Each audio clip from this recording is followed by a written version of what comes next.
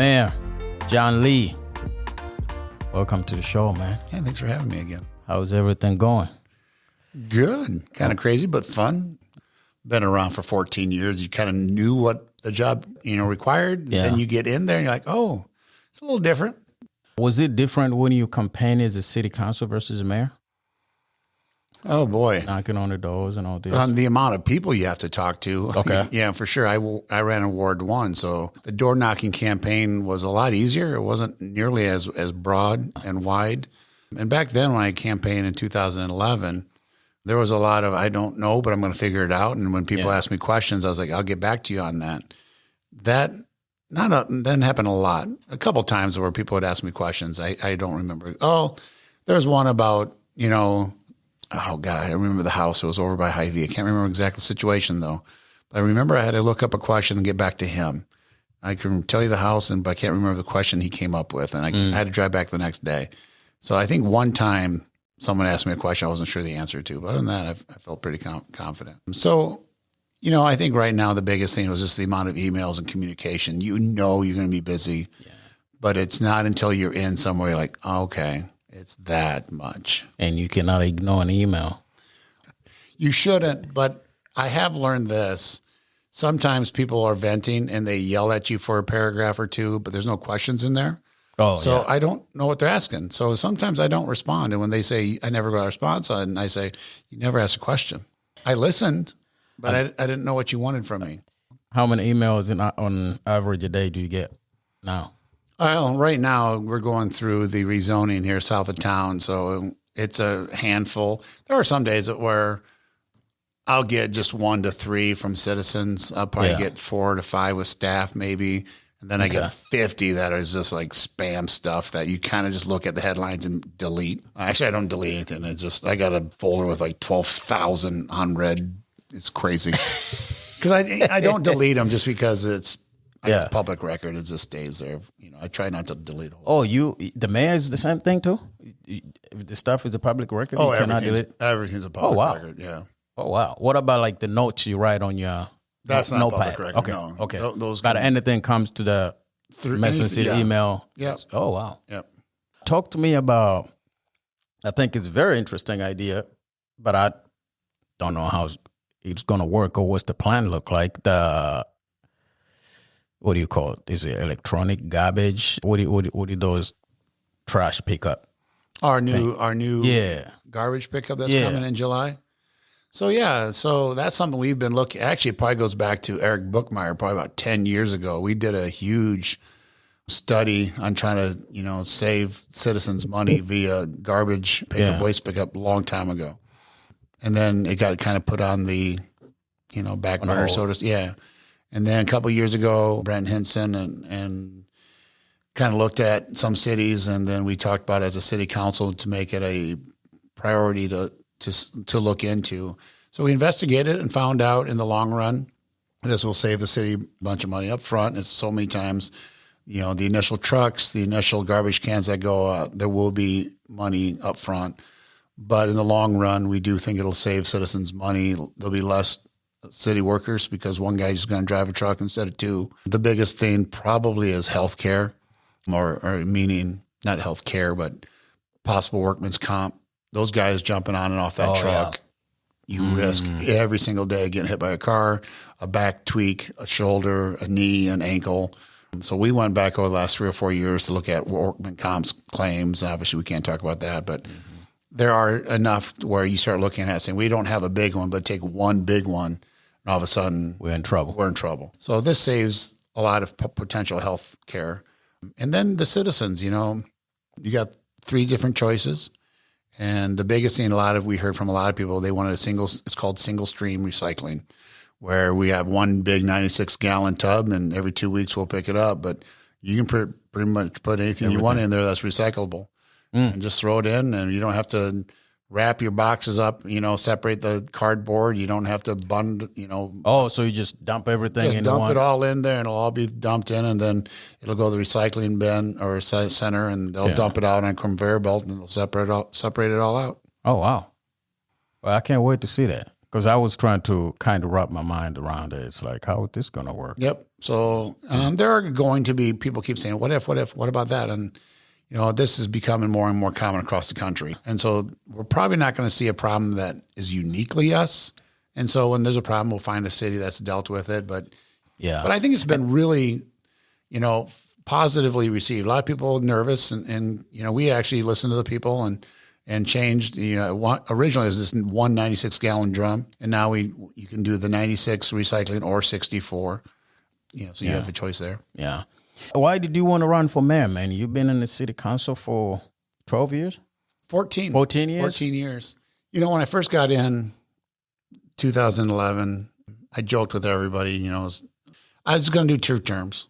Good enough for George Washington, be good enough for me. I was like 7 years in, I had 1 year left, and I didn't announce if I was going to run or not. Just wasn't going to run. I enjoyed it. I really enjoyed what I was doing. And we got to like August, and no one had said they were going to run against me. I'm like, well, I'll just throw my name out there and see what happens. I won't campaign, but no one jumped in against me. So I ran, in my 3rd and 4th terms, no one ran against me. Oh, wow. So it's just kind of easy to throw your name out there and keep running. But I've enjoyed what I've done. But as a city councilman, my decision was to decide as something came to me if I was in favor or not. It wasn't to steer the city. It wasn't to try to set an agenda. Yeah. You decide policy and budget. And do I agree with this budget? Do I agree with this money here? And you steer it that way. Should I give X amount of dollars to something? Do I agree with this purchase or not? But generally speaking, you don't set the agenda. You set priorities. We do that once a year. The old head football coach in me, I guess, is like, I want to kind of help steer the ship. I want to be in that decision room where we're trying to decide what direction to take the town, working with potential business partners, working with the citizens themselves.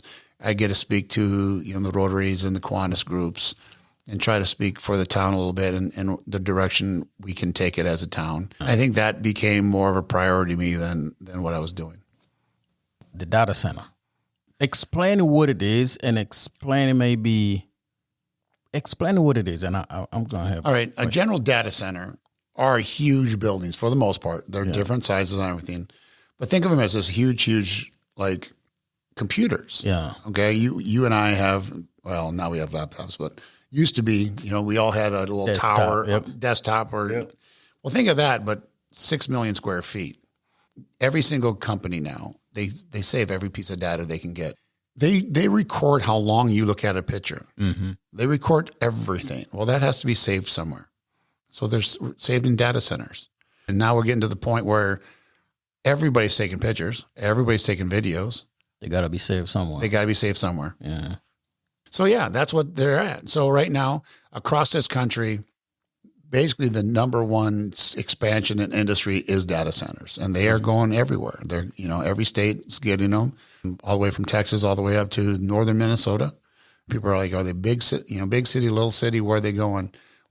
They have been looking at Mason City off and on for the past probably 3 to 5 years, off and on phone calls here and there, but no one's ever landed it. No one's ever made the phone call saying, we want to partner with Mason City. And then what happened, I don't know, a couple months ago, Alliant owns the options on certain land south of town, meaning they've purchased the rights to buy that land if somebody else is inquiring it, or at least control how that land's developed. And so that's what basically the options mean. And so these 2 private owners of farmland down there want to rezone it for industry because we've had enough interest by people, but they're not zoned correctly. So there's other cities that are gobbling it up. Like, we'll take you. And so we're trying to lower the bar possibly. And so if it's rezoned industrial, then we can move quicker when one does come, because usually they're looking at anywhere between 2 and 5 sites simultaneously. And whoever moves fastest, whoever can lower the bar, or whoever accepts them or whatever, they go that direction. And so that's just kind of the process we're in right now. Okay. Let's say that goes through. What is the benefit and what the risk for us to have a data center here? Yeah, that's a great question. Very legitimate. It's like, when a major decision comes up in our lives, you do the pro-con list, right? Yep. And there's pros and cons to this. There's no doubt. Nothing comes into this world without pros and cons. But I do think the cons are mitigated Okay, I think a lot of them are misunderstood. So we'll start with the cons, and then I'll go to the pros. Right now everybody's concerned about water, power, noise. These are the three biggest things we hear. Well, the data centers have figured out the water issues. Like if the one that's looking at us does end up coming, they won't be in our top 10 water users in the city. They just won't be. And what I tell people about that, if you're not complaining, I'm not going to say names of industries, you can figure them out pretty easy. But if you're not complaining about 10 of our top 10 industries right now in Mason City about their water usage, this isn't a problem then, because no one's complaining about the water usage of our other industries. And this won't be in the top 10. It just won't be. The energy use, I think, is a legitimate complaint if you want to complain about global impact. But local impact, people say they're concerned about, our rates going up. I don't see it that way because Alliant has already said, and even the federal government said this, and 7 of the biggest companies have agreed to do this, that any data center will build out the entire expansion. And we're talking about $250, $300 million in expansion cost for some of these facilities before they even dig up front. Wow. And so they pay for all expansion and all upgrades. So then when they do that, the city's, infrastructure is upgraded and for the energy. And so that's kind of mitigated. Now, okay, let's say right now, every company in the world, everywhere is always upgrading because you got to stay on the cutting edge, right? Yep. On all technologies, everything. Yep. And Alliant Energy and any other energy companies doing the exact same stuff.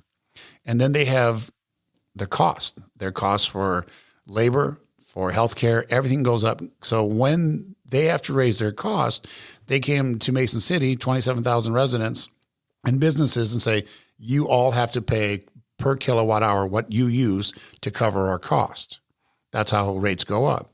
Well, if we bring a user in that doubles the kilowatt for the entire city, when the costs do go up, they pay half of all costs. Yeah.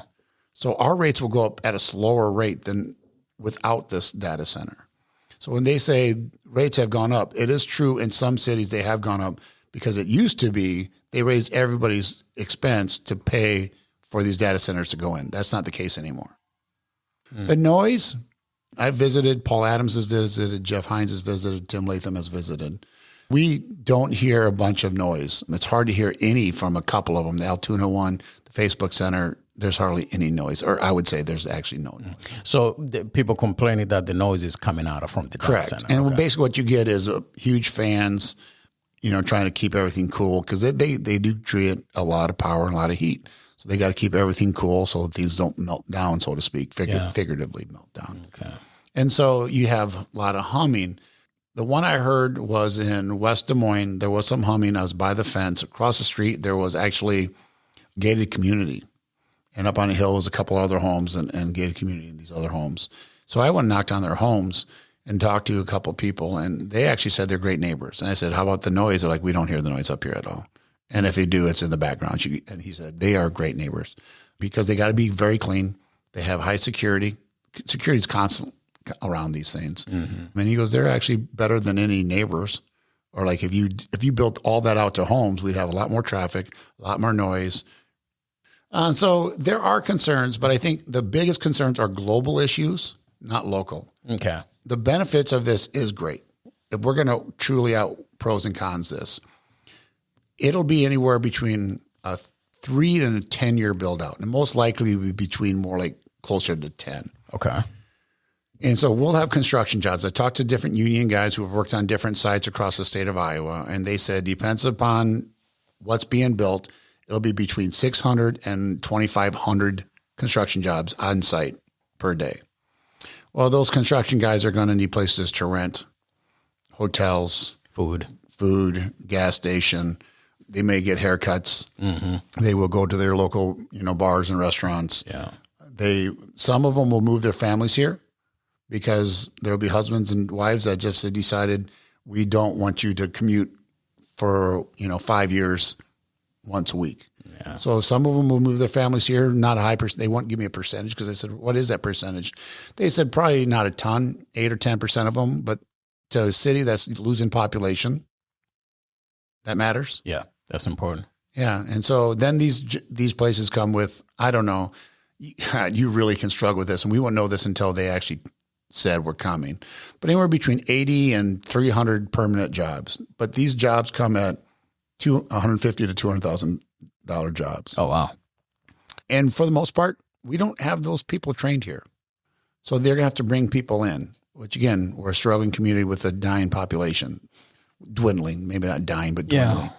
And so this has the potential for all that. Yeah. And then we haven't even touched on the big reason, once they're up and running, the tax base.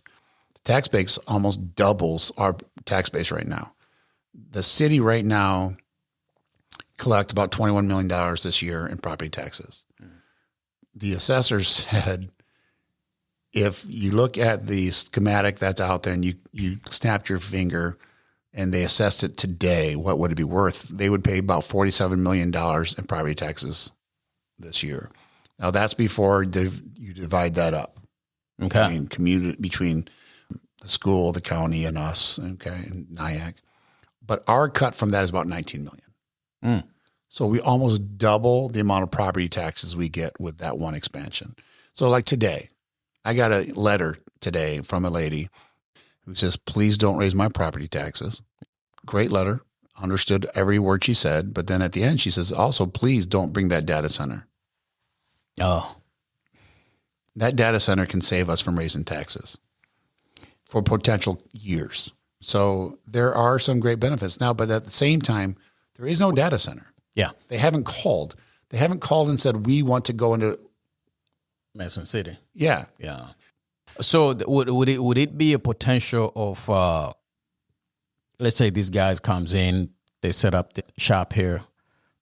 Sometimes down the road, there'll be a potential to freeze our property tax from going up because we're going to be collecting a lot of money. I think 100%. Okay. I think it has potential to freeze our property taxes for quite a while. Okay. But it also depends upon the rebate that we give or don't give. Okay. Okay.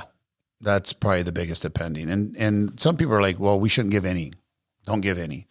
Well, I don't negotiate at the table. I'm definitely not going to negotiate on a microphone here, but here's the difference generally.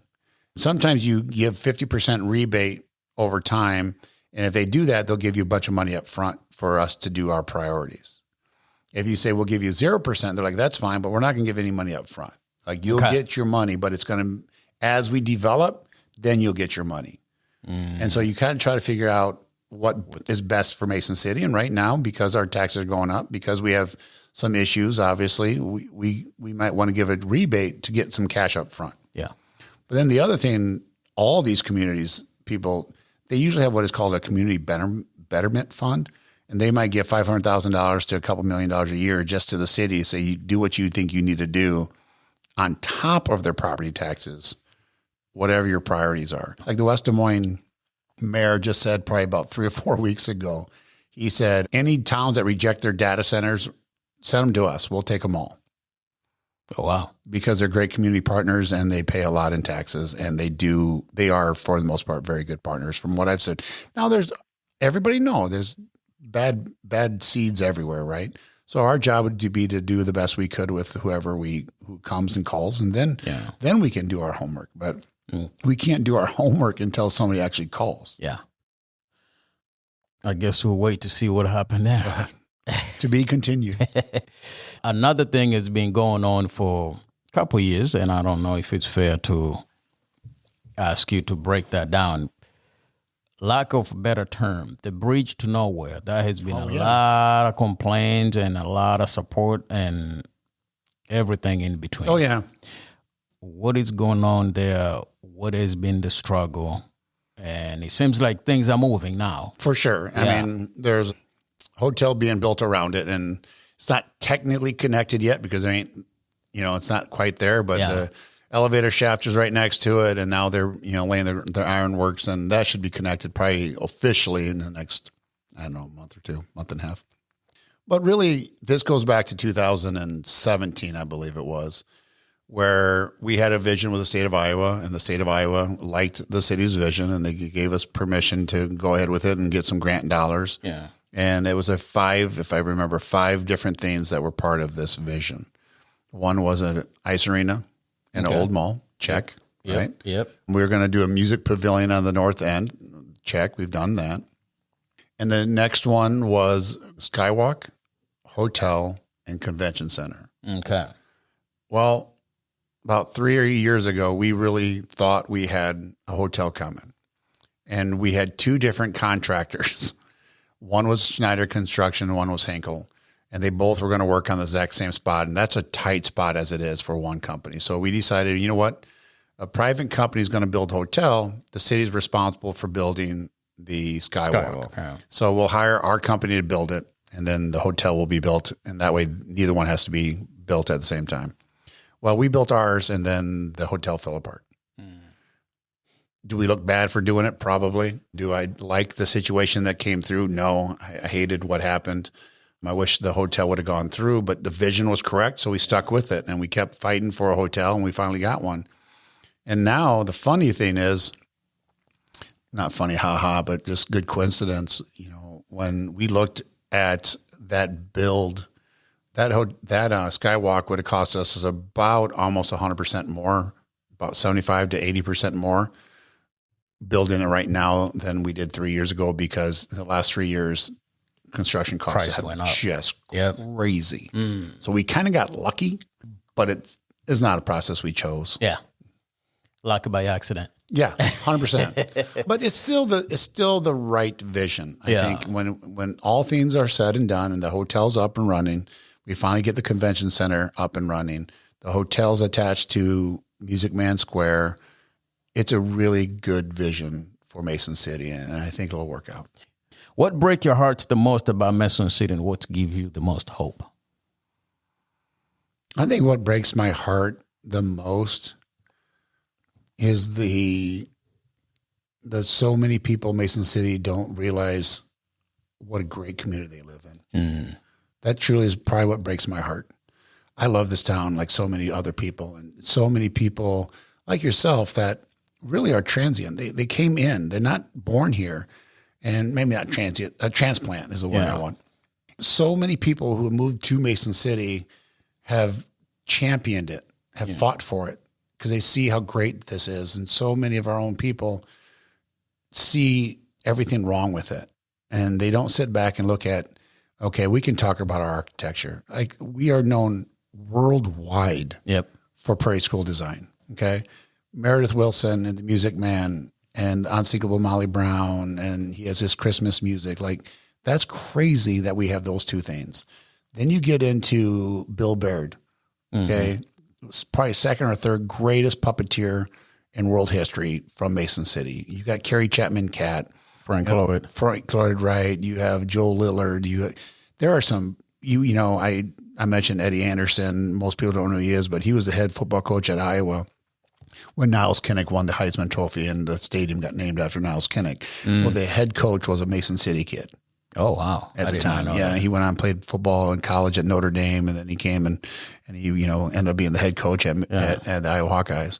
So we just got a great history. And we got the three rivers that come through here, and we got the bluffs, and our geography isn't boring.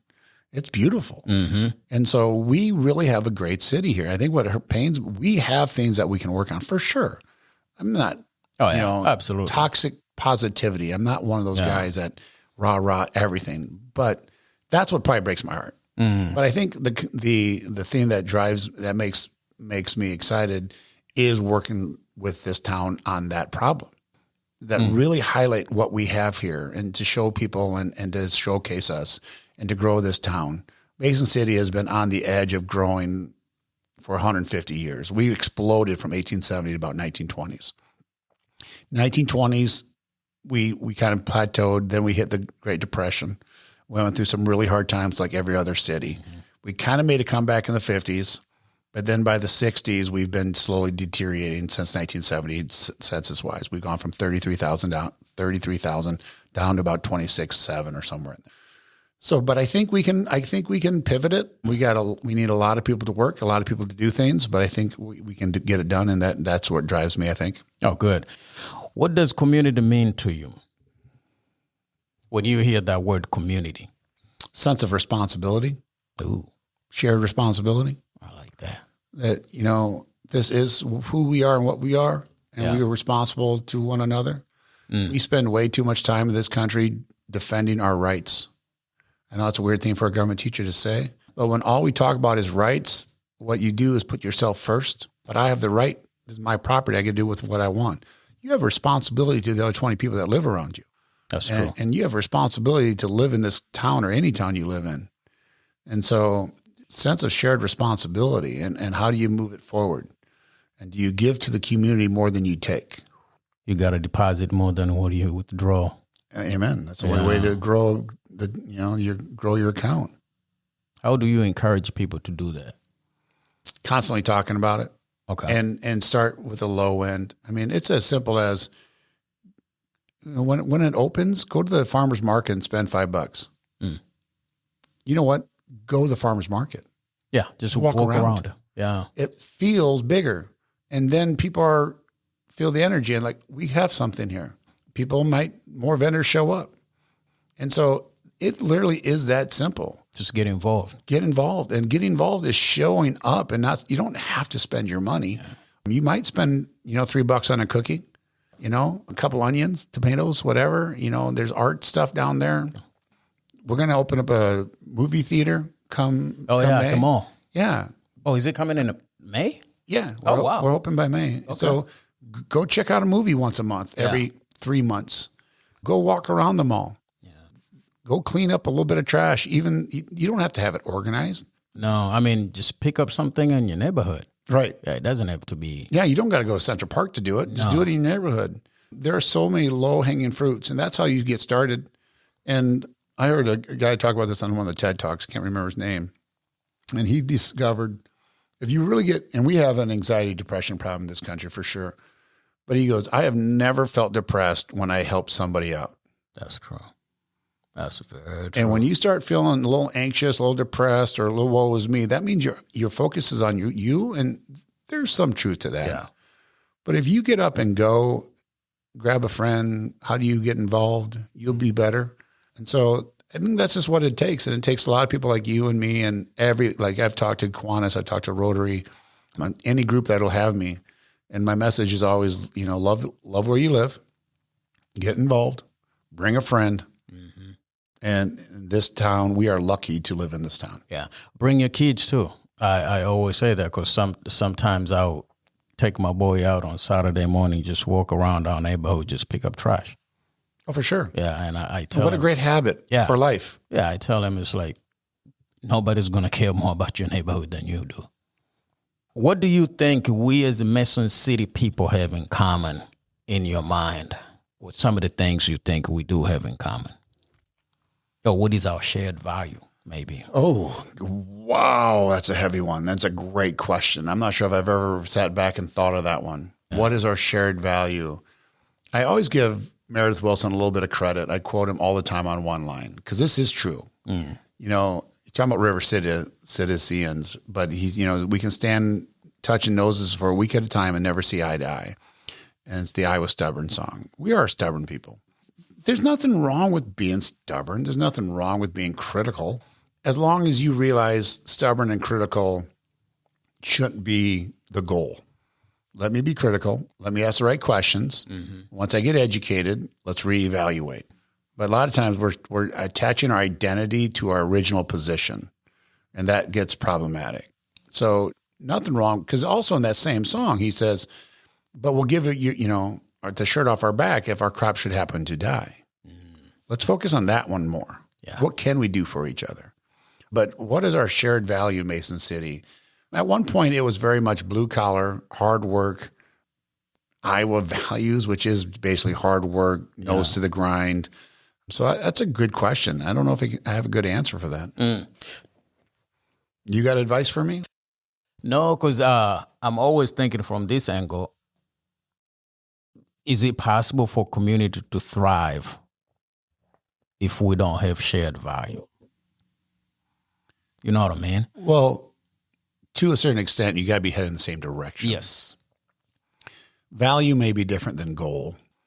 As long as we realize the goal is to have a strong community, which I think is like obviously an economic value. How do we grow the economic base here? But also, how do we keep our streets clean? How to keep crime down? And so all those values are those goals up for discussion, I guess. And so as long as we are just trying to advance the city in the right direction, how can we be responsible to one another and respectful to one another? As long as we can do that and we're not pulling against each other, you can have a thriving community. However, I would agree with you that if we have 5 or 6 strong groups that are pulling in different directions and trying to say, no, this is what we can do. And we do have that. There is that here. Yeah. And if we don't talk to one another. Right. That's the falling of civilization right there. Communication is the key. If you stop talking to one another, there is no healing. There is no, you can't stop talking. And social media doesn't count as talking. I know you and I agree with that one. Like, how do you sit down eye to eye, nose to nose with each other, and literally, what is the common ground? Talking about that, how can a culture or Mason City culture build the civil discourse? Intentionally. Okay. I think in today's world, it has to be very intentional and looking for opportunities. At the city council meetings, how do we try to enforce it there? We've had contentious reads in the last couple with the rezoning, but when there's somebody at the podium, we try, and I probably failed more and bigger than I wish I would have, but how do you make sure people are listening to who's at the podium and not yelling at them and being respectful? Like, even if someone's saying something you don't respect, you should allow them to say it. So we have to be intentional about civil discourse and listening and talking, but it's a battle with the world we're in. It is, and I like the word you use, intentional. I think each one of us need to be intentional with that conversation, because this compromise is very hard. It's the toughest thing to compromise, I think, to try to find the common ground, to try to find what would me and this person do agree on. It could be 10%. That's the only thing you agree on. But if you lean on that can build a relationship right there. Yeah, and you make the connections, and you at least start to realize we're humans. Maybe with different values, different goals, as you said, but at least there's a reason for our discussion. There's a reason for our disagreement. How do you know when Mason City is flourishing? Not just economically, but socially, culturally, morally. How do you measure that? Economically, I think it's easy one to Economics is a much easier one to see it. To see it. Yeah. Those are really difficult. Yeah. It's our people showing up for one another. Like, I was just at Saturday night, and I don't know if you heard about it or not, but 43 North had their annual fundraiser, Dancing for the Dream. Yes, I heard. Over in Clear Lake. And they just set a record, $200,000 made in one night. I saw that. For, their clients and that organization. That's people showing up. Mm-hmm. That's a community who cares, right? What's hard about that is other people see that and then they get jealous, or they're like, what about my organization? And people got to fight for their organization, and people got to show up for that organization, Mm-hmm. But I think that's an example of people showing up, and you need more and more of that. But you see, we have people, obviously the vulnerable people in Mason City with drug usage. And so it's how we deal with them. It's how we, it's also churches working with each other. And I mean, it's just, I don't know. I don't know the metrics as much. It's hard to define a vibrant community, but I know it when I see it. Yeah. If you visit it, you walk the streets, you see the businesses that are open. My wife and I love to travel, even, our day travel during the summers. We'll visit Algona or Osage, but then we'll drive to Galena or whatever, just for day trips. And just talking to people, you get to kind of feel and experience it. The way I usually see the vibrant communities when I see small clubs, knitting clubs, book clubs, civic organizations. Yep, coffee clubs, all these little things. Then I know people are actually getting out. their house. I think that you could measure it that way. I think that's a great idea. How do you count that? But you see it, you feel it. Are the people connected? Are they getting out? Do they see that they do have a community? That goes back to one of our favorite authors' books, that Alexis de Tocqueville, Democracy in America. Yep. He talks about civic organizations. At the heart and soul of a democracy, it has to be community driven. Mm-hmm. And if you want to know the most successful, he's talking about democracies, but communities is civic organizations. People pulling together saying, let's make gardens in the parks. Let's clean up trash. Let's have a pickleball tournament. Let's have more stuff for the youth. Yeah. Let's clean up Earth Day, April 25th here, right? Let's get out and clean up some of these roadways. So I think you might have stumbled on something there, that a vibrant community has many of those outlets. You mentioned drugs and homelessness and all the stuff that we have going on here. How do we prevent the mental health stuff, homelessness, before we get out of hand? Oh, that is the question. If I had that answer, I'd be on the circuit and trying to be governor or president or national speaker. I think that is very difficult. I think in today's world with social media, I think anxiety, depression gets in there. Oh, yeah. And people not knowing how to cope. Our coping skills as a human population are way down. And so how do we start building that again, sense of purpose? Mm-hmm. I agree. Thousands of years, this has never been stopped. It really isn't. I don't know. It's kind of like James Madison in Federalist Paper number 10. You can't stop factions from occurring. No. It's how do you slow it down? How do you lessen the effect, right? So how do you lessen the effect? And how do you get some of these people back on their feet? And that's when you have people like John Derryberry with 43 North who do an exceptional job. Mm-hmm. But it's a big lift, and people who are passionate about it need to be involved. And we need to work together, and different people with different ideas and pulling together. But that's a heavy lift for this entire country. It is. It's we've seen the terrible effects in Portland, Seattle, San Diego. Some of the biggest cities are really facing truly crisis level proportions. Oh, yeah. What role should the city play in promoting love of books? Keep our library open. That is a great question. I'm not sure if that's actually a city job or not. I love my books. I love people that love their books. And I know people need to be a reader, but my first instinct might be like, that's on you, man. Other than I just talk about what to read and encourage people like I just did with James Madison, Fed 10, read it. It's brilliantly a brilliant argument. And he's just constantly talking about that. But obviously taking care of the library, which we did. The state of Iowa cut funding pretty big, but the city, and I was a councilman at the time, so we stepped in and said, we're going to fund that gap, and we did. Yeah. How do you make a decision when reasonable people in Mason City disagree with you strongly? Am I passionate about my decision? Yeah. How do you make those decisions when people that you respect, they strongly say, hey, John, you're wrong? I deliver the best case I can. I remind them at the end, we both have different ideas and goals and priorities. And I have to vote how my conscience. Now, if I'm not passionate about my conscience, if I look at something and say, I guess I don't care one way or the other, but I think this is the best decision, and a bunch of people are saying I'm wrong, then I vote their way. Yeah. But if it comes down to me being passionate about what I believe, I will vote how I believe. As a leader, do you sit back and think, is it possible I'm absolutely wrong? Absolutely. These 5 people here, I know they're brilliant.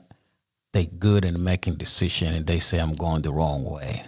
How do you wrestle that in your head and say, I think, because that's the part of being a good leader. Right. Is you're going to make a decision that nobody else agrees with you, and if it falls flat, it falls flat. First off, you got to be okay with being wrong. I can't remember, I think it was Jack Nicholson, the great golfer. He talked about to be great winner, you have to be okay with losing. And what he meant by that is if you're only worried about losing, you will never win. Because you're focused on the wrong thing. Yeah. Right? So you focus on the winning, and if the losing comes, it comes. Mm-hmm. Well, I think a little bit the same way, where you got to be focused on what you do and what you know and be confident.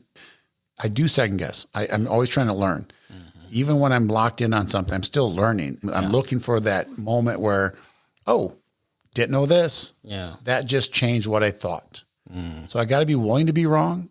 Okay. And I'm always looking for it to be wrong, but maintaining both sides. Right. Yeah. And then ultimately it comes down to that moment in time, especially, as a city councilman, they're going to call your name out. You got to say something. There's a great movie. It's, I think it's the musical 1776 with Ben Franklin in it. And at one point he says, all decisions are easy when somebody else gets to make them. Oh, yeah. Until the buck stop with you. Yeah. And that's where I'm at, where I got to make I got to, in a way, but the city councilmen actually are on records for their votes more than I am now. Oh, really? Yeah, because they vote yes and no on everything, whereas as a mayor, I'm not voting that way. Yeah. Now, I will make statements. I tell people what I'm in favor of or not, but I don't have a vote at that moment. And I don't break ties. A lot of people think we do. If there's a 3-3 tie, I do not break ties. Oh, you don't? No. So if there's a tie, that you're going to need to do it again? No, it's a no vote. Oh, I did not know that. Yeah, if it's 3-3, it's a no vote because you don't have a majority vote. What has this role of mayor revealed about you that you did not know before? Your temperament, your decision making. What's some of the stuff that came up? You're just like, oh, wow. It's almost a great question. I'm almost got to ask like my wife and maybe others around me. Oh, there you go. It could be pressure and like how I handled it. But because sometimes that show up to other people, not correct. You think you're handling it one way or another. Now I remember when I was thinking about running, Abigail, my wife, we talked. You always give the spouse, kind of a power of veto, so to speak. Like, I'm going to run for mayor, but it's really us. It isn't us. One of the promises, so to speak, we talked about, she asked is, just don't let this change you. Like, I don't want to see you get worn down. I love life. I have fun. Yeah. I enjoy it. And I think she was just like, just don't let this change who you are. Yeah. And you don't want this job to take fun away. Correct. Yeah. And I'm trying to remember that. But I'll tell you, there's some days it's difficult. You get those emails, you get those phone calls, you're stressed out, you're trying to. And by nature, I would consider myself, I don't think this is a secret to anybody, I would be basically what you would consider a people pleaser. I do want to help a lot of people and make people happy. But I do know, and as a head football coach, there are days where that's not going to happen. Yeah. And so at that moment, you got to decide, what do I truly believe is the best? So I am conciliatory. I'm a compromiser I'm just conciliatory. Yeah. I believe in compromise. I believe I'm an extreme moderate. I fight for the middle because I believe that's where the consensus is. Oh, yeah. But sometimes you can't get there. And so I got to realize I got to do what I believe is right. What problem looks simple from us who are outside looking in, but it's highly complex from inside, and we have no idea. We're just screaming. I think property taxes is one of them. Just don't spend as much money. Just cut back on things. But you're also dealing with human beings and services that you want to provide. There are a couple hundred employees for the city. Property taxes does pay for all that. Okay. It provides those roads, that clean water, the police, the fire, the library, like what we actually do as a community and the services we provide. Yeah. So what's the percentage of all the services that come from property tax? Okay. Roughly. Yeah. That's somewhat a hard one. I don't know if I could give the percentages right now. Let me walk through. But some of the things are property taxes. Some of them are fees. Yeah. Okay. Like, the water is a fee. Yep. You do a fee rate. So that's not really a property tax. We pay that on the service fee. But property taxes, like you said, raise about $21 million. About 50% of that is your fire and police. Oh, wow. So about half of our property taxes go to paying for those firemen, those police officers and those services. And so that's one percentage I do know. And that's a heavy. It's a heavy list, right? Yeah. But also, I think just moving, like, I think the one thing people just don't quite understand is people say, you know what we need in this town? I'll say, what? And they're like, we need a sky zone. We as a city don't do anything about that. Yeah. That's a private investment, right? Somebody needs to come in. The other thing I think has been frustrating is that mall and Mohawk Square. They're both teaching the same lesson. What I mean by that, people are asked, why do we own that mall? Well, because two private entities owned it prior to us. They didn't fix the roof. They took all the rent, they pocketed it, stopped paying taxes, and ran away. And that became a burden on us. And now we own a mall. And so what you had Mohawk Square, that old high school downtown that's going to have to be destroyed. Yeah. Privately owned. The roof caved in. People check it out. They got an insurance check. They sold it to somebody, not to get into all that. But the fact is, they took the money and ran. And now it's sitting and somebody else got the money, rented it or bought it. But they bought it for cheap. And then they didn't have the money to fix it. And then it's just falling apart. So now we had to white tag it basically and take it from them because it's becoming a nuisance. Yeah. And that thing's going to cost us a couple $1 million just to take down. Well, we're going to have to take that down because private entity, it didn't work out. Yeah. Well, now we got a mall. People are like, why are we putting money into the mall? Well, because no matter what, same problem. Same problem. It's going to cost us money. Yeah. So do we spend money to try to save it? Or do we spend money to tear it down and then we have nothing? And the city council, and which I was on, opted to try to fight for it. Yeah. And so we're investing money to try to get that thing pivoted. But I think the complication of that is a lot of people don't quite understand. And the mall right now is some of those rooms are open to the private businesses if they want to rent it out. Oh, 100%. Okay. We need to rent that space, and people need to come in there with an idea and say, hey, and we work with anybody and everybody, and we're trying to get people in there. And the big thing is anybody who wants to come in, we'll rent about anybody, but you still have to, obviously we got to believe in the vision. The vision, that what do you want to do? Yeah. Okay. But we really want people to come down there more than just retail. The next set of questions is going to be rapid fire, man. Okay. One thing people misunderstanding about you. That I don't listen. Oh, I think some people really think I operate by fiat or something. And no, I listen and take it all in, and I stew on a lot of information. What makes a city feel like home? That band festival. I tell you, the pride on that band fest weekend exudes from me. I absolutely love that weekend. Okay. And I think you already answered this one, but I'm going to ask anyway. One thing Mason City does well that we don't talk about enough. One thing we do well. We are such an art town. People don't know the depth of art in this town. Mm-hmm. We just like architecture, which is art, music, art.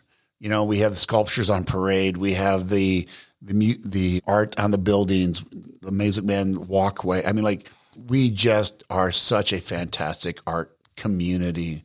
I wish that would get out. Yeah. I wish the rest of the country would start realizing the artistry of this town. And if people will know, people come from other countries to come see that hotel. A lot of people will be surprised. Well, I think my students are always shocked when I tell them, 50, 60, 70 countries have visited Mason City for that hotel. Yep. And the kids are like, what? I'm like, you have no idea. There will be what hotel? Right. You're right. Some of them do. Book that shaped you how you think. One book that shaped your thinking. My junior year in college, my professor grabbed me, pulled me to the side and said, you need to read a book. I'm like, oh, right. I don't have enough reading for your class.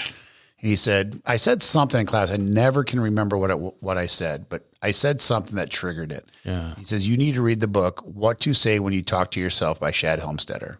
And it intrigued me. That title intrigued me. So I went and bought it. And I've read it 2 or 3 times. I haven't read it probably for 20 years, but I read it 2 or 3 times in 10-year span. What to Say When You Talk to Yourself. It's about basically self-programming. How do you talk to yourself? And it changed my life. Can a society exist without laws? No. We're born bad people? John, now we're getting to John Locke and all that. You need at least laws of man and laws of God. There has to be some type of common agreement, and that's basically your law. If we're talking about written down, documented, I think, a group of 10 or 12 people could maybe live together without what we would consider law. Yeah. But even within that group, there should be the rules. smallest government entity out there, it's a family. Yeah. You don't think dad's going to hand down laws to those children? There's always are. So I don't think society can live without law, but the better the people, less law you need. Amen to that. What is the purpose of laws? Is it to make us better or to stop us from being evil? Can't both exist? Why do we have a law? Yeah. It's usually to protect other people from, 90%, I'm making this number up, but, 90% of our laws are probably geared toward the 10%. There's a lot of people in this world who don't need a reminder of laws. Yeah. But I think the great test, and this is a truth, I heard this from somewhere else, like if you just sat and watched people at the Walmart parking lot and who doesn't return their carts, is the greatest test of character. Yeah. Because you can't get in trouble for it. There's no law about this. Yeah. Do you return it? Because if you return it, you are thinking of other people in your life. Mm-hmm. You're realizing the person for Walmart doesn't have to come out here and get it. Return it to either inside or their little cart thing. But I'm going to make other people's lives better. Yeah. That's interesting. If you don't return it, there's no punishment. No, but it says a lot about you. You aren't thinking of others. You're putting yourself ahead of everybody else. And do you return your card or not? That's very, very interesting. And you're right. When you look over there, it's probably going to be 10% of the people who don't do it. And that's why we need laws in this country. Biggest benefit and the biggest danger of AI in your eyes? The biggest benefit is probably it will save lives. It'll figure out a lot of cancers. Yeah. It'll figure out like surgery. I saw somebody talking about, now I'm not a big fan necessarily of him or it or whatever, but Elon Musk and his surgeon that they were working on, they said, within 3 to 5 years, this robot they're working on will be better than about any surgeon out there. Yeah. And you can put them in any village anywhere in this world and they will have access to the best surgeon. Oh, wow. As long as you can provide the power to it. Yeah. Well, that's unbelievable. The smallest villages in Africa or India, the poorest villages in China could theoretically have access to one of the great surgeons, right? It's an AI robot. It's going to be a room, but they could have access to it. But to do that, we are opening up some crazy, intelligence to things that are going to outsmart us. It's going to be smarter than us. And so AI, I find extremely fascinating and scary simultaneously. Mm-hmm. I think I asked you this question before. For the purpose of this podcast, I'm going to ask again. A historical figure you would want to have dinner with? Does Jesus Christ count? Yeah. For sure. 100%. Okay. You're going to confess your sins, or what are you going to talk to Jesus about? I'm going to ask a lot of questions. But if I'm looking at American history, I always start with that. People are like, if there's one event you could go back and witness, which one it would be? I'm like, I'm going to be outside that tomb on Easter morning, man. Are you kidding me? Yeah. There is no other answer. Yeah. At least to me, right? Yeah. Like that is the only answer. Yeah. But if I could go back and actually sit down for a couple hours and talk with a historical figure, it may be like a Teddy Roosevelt, a man who was a governor of state, president, high energy, had this love affair with the Constitution, American culture, but at the same time, very fallible, made a lot of mistakes. And plus the storytelling would be amazing. I think Teddy Roosevelt would be one of those people I'd really, really want to sit down to. But if you look at some of the great historical characters that no one knows, there is a person that I've read about that it fascinates me is a man named Bayard Rustin, Bayard Rustin. he was a civil rights activist, black man. So obviously, outwardly, everybody knew he was a black man. But here's the other thing, because he talked about it. He goes, I got 3 strikes, man. In the 1960s, he was openly gay. He was openly communist. Jeez. And obviously a black man. Like that would have been a hard life in the 1960s. Oh, man. Hoover's going to be all over you on that. I'm sure. Guarantee he was. I guarantee he was. Yeah. Because he also, they went to him early, they being the civil rights movement, and they wanted him to help organize the civil rights march on Washington. And he said, you can't have me do it because everybody's going to be focused on me. Mm-hmm. Let me help from behind the scenes. And he organized so much of the civil rights movement. He was genius. He understood organization and systems and motivation, but he also knew the detriment he brought to it because that's what the American government did. They saw him as, we can attack him now. Instead of just being a black man, we can say he's a gay man. Okay. He's a communist. So he's an interesting character. I need to look him up. Yeah. I need and maybe that's why we don't know much about him. Could be, you know, I'm sure Hoover looked at him like, oh my God. But no, it's those kind of people that I really like. People that the name most people don't know. Behind the scenes. That I really, really enjoy. There's a couple soldiers in the World War II or one Civil War. There are a couple soldiers that no one generally knows that I just know enough about them that I'd be like, you know what, it'd be fascinating to sit down and talk with them. So there's a lot of those kind of people that fascinate me. There's a book, I can't remember the name of it, but it's like Unsung Heroes. It's like people who made huge differences in this world, but nobody knows their names. Who they are. Yeah. If God give you a choice to pick the day you're going to die, would you? No. I think my son asked me something. He goes, if you could know either the day you're going to die or how you're going to die, would you want to know? I'm like, I don't want to know either one of those. Because one thing that makes this ride worth living is the uncertainty of it. I don't think I want to know. Because then I think there's some days I say I do, so I can prioritize things. Right. And then there's days I wake up, I say, well, you better start prioritizing now. Right. Do you ever see that motivational speaker? He talked about, if I gave you $1 billion, would you take it? Obviously, everybody says yes. And say, okay, I'm going to give you $1 billion, but you're going to die in 24 hours. Will you take it? Oh, geez. And they're like, no. He goes, all right, then why are we prioritizing money over time? We just agreed time's more important. Yeah. Oh, wow. No, it's powerful, right? Yeah. Well, it depends how old I am. Can I give that $1 billion to my family? Yeah, it's like if that's true. You know, if I'm 85 years old and I get that agreement, I would take it probably. Say, you know what, I'll take the $1 billion and I'll die tomorrow. Yeah, because I'm gonna make sure my family's set up. Especially if I lived a flourishing life. Right. It's like I'll take it. But if right now I'm about to be 45, I'll be like, no, I'm good. No. I'm good. I'm not ready yet. Mr. Mayor, thank you very much. I appreciate the opportunity. Yeah, thank you very much. Anything I'm forgetting? Anything you want to tell the city? No. Okay. We talked about Alexis and responsibility and a couple of my favorite things. Yes, sir. Thank you very much. Thank you. All right.